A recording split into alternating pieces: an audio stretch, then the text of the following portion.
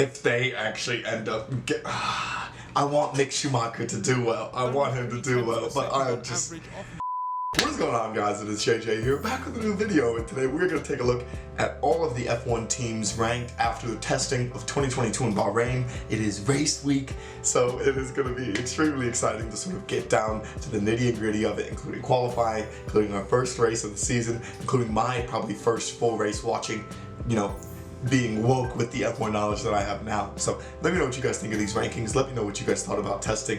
Let's get into the video. As well, guys, you can find the original video down in the description below. Quick as a flash, Formula 1 testing is over, the 2022 season is upon us, and the question we all want to know the answer to is who is fastest. The final leaderboard is a little misleading, so we've gone way beyond that by scrutinising the headline lap times, analysing long runs, watching trackside, hearing from the teams themselves, and assessing other factors like reliability and mileage.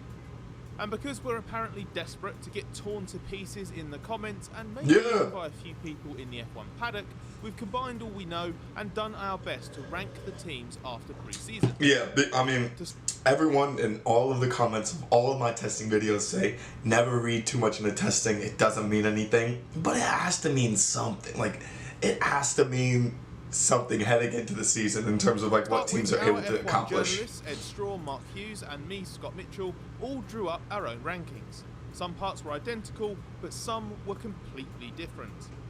So after much deliberation and trading of information, this is our best estimate. It is by no means a definitive prediction for the season opener, let alone the 2022 season as a whole. But we've got some strong clues indicating who is in a good position and who is on the back foot. And setting ourselves up for failure is all part of the pre-season fun. The way Williams flipped in the final days condemned it to 10th. An unspecified procedural problem led to the rear brakes overheating and catching fire on Friday with Nicholas Latifi driving. Our best guess is human error led to the pot when the car left the garage. It wiped out one of Latifi's 3 days of running and 1/6 of the team's test, costing it valuable time in terms of setup work and further tyre analysis.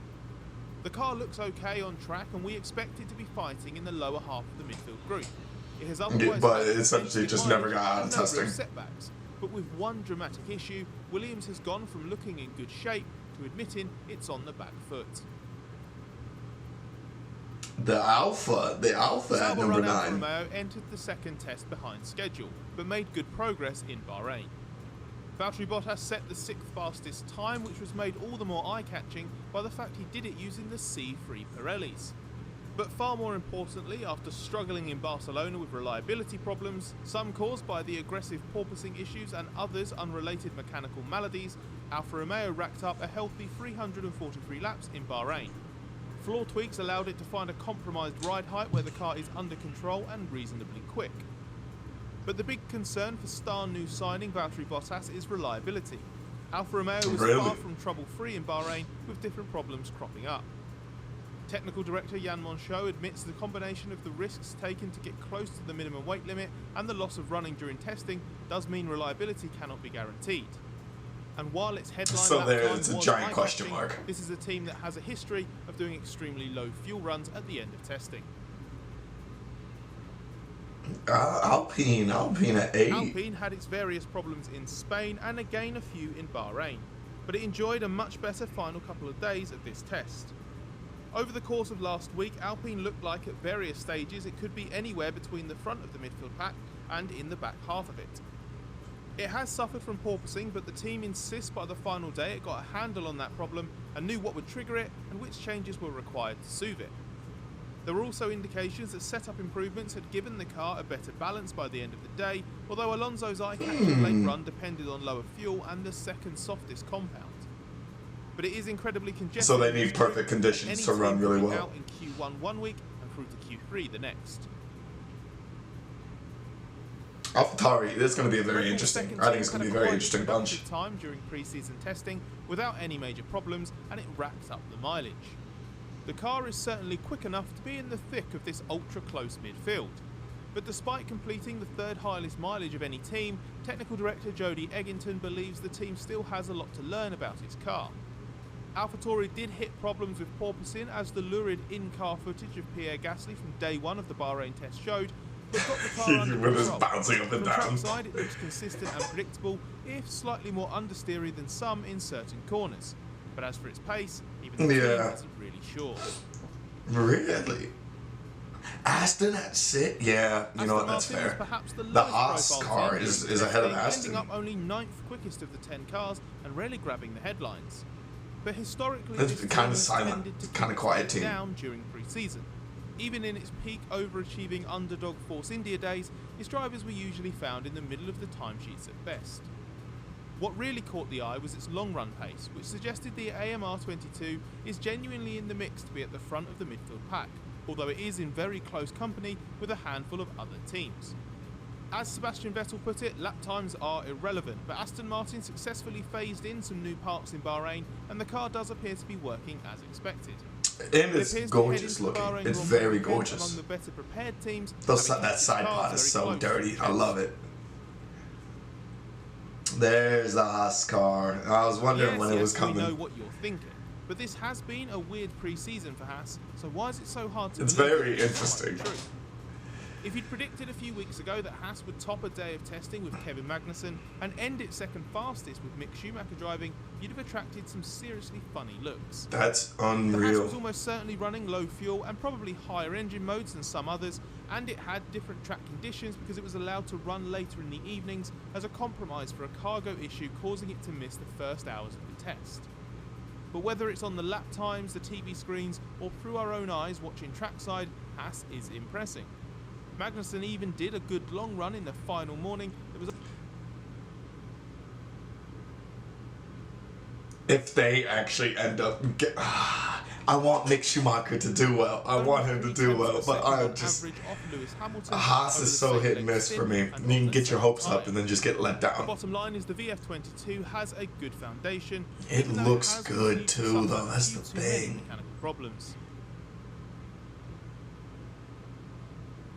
The McLaren Mercedes MCL36 is certainly a quick car, but it couldn't show it in Bahrain, so its position in this ranking comes with an asterisk. Throughout the Bahrain test, McLaren battled overheating front brakes. Technical Director James Key said this resulted in crispy components, which could be used for shorter runs and not on heavy fuel loads. McLaren made running repairs and flew in new parts for the final day, including tweaked brake ducts that ameliorated but did not eliminate the problem. Lando Norris, who completed all of McLaren's running in Bahrain, I was going to say he also eventually proved to be COVID-19, reported he also got put through the ringer. He completed 90 laps on day 3 to take McLaren's tally to 200, but that was still the lowest of all the teams. Because he's alone. Because he's alone doing this thing. Probably the least affected by porpoising.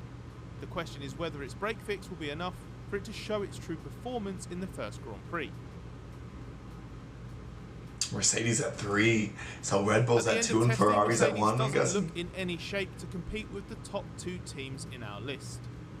The really? W13 is still extreme, and even if we assume the reduced power unit usage seen earlier in the test, that's nowhere near enough to account for the shortfall in single lap pace. Doubters believe Mercedes is just downplaying its performance and poised to repeat its 2021 turnaround when a problematic Bahrain test was followed by victory in the season opener just a few days later. It would certainly be no surprise if a whole chunk of performance could be unlocked once its porpoising is better controlled. Mercedes has even admitted itself that that is possible. But there's no evidence that Mercedes is on the pace of either Red Bull or Ferrari in its current state. And what's uncertain is so Red Bull's really going to be good. Needs and whether the season opener will come so quickly. But we've been here several times before with Mercedes, so let's see how. And they've always found a way. Really is. They've always found a way. Ferrari at 2, Red Bull at 1. Are you serious? Throughout testing, the Ferrari was always towards the sharp end of the timesheets with a car that's quick, consistent, and right now appears to be Red Bull's closest challenger. It also has a reliable car, completing more mileage than anyone else across the 6 days of running. I mean, they spent a lot of time on it, I'm hoping so. Emphasizing while claiming he had no idea of how strong they really were competitively. Despite that, Lewis Hamilton is among those who has tipped Ferrari as a potential Bahrain Grand Prix winner. Ferrari will certainly be in the mix and I a think lot Ferrari. closer than the 7 Ooh, tenths it's deficit gonna on the be time interesting. with It's its gonna long be run pace interesting. suggesting it's within a few tenths of a second.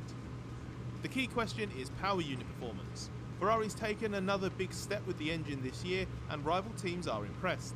So with a bit more to come in terms of power modes, that could even allow it to bridge the gap to Red Bull. And Red Bull have won. Listen, I don't want to hear him explain Red Bull, and let me tell you why. I saw this coming a mile away. I feel like people looked down on like the Red Bull team in general, but I only saw it, especially at the end of the Abu Dhabi Grand Prix, I saw it as you now have a driver who's a proven driver's champion, one of the craziest sort of finishes, but also Sergio Perez was there the entire time, helping out, helping block off Lewis Hamilton for as long as he did. I think that Red Bull car and all the new modifications they've made to it make it a front runner. I think Mercedes obviously are going to try to come back for the Constructors' title. Lewis try to come back for his Drivers' Championship. But I think it'll be those three. And then I think McLaren will be in there too. We got to put the predictions video out. But let me know what you guys think down in the comments below on their predictions, on the races' predictions. It's going to be interesting to see. Thank you guys so much for watching. And peace.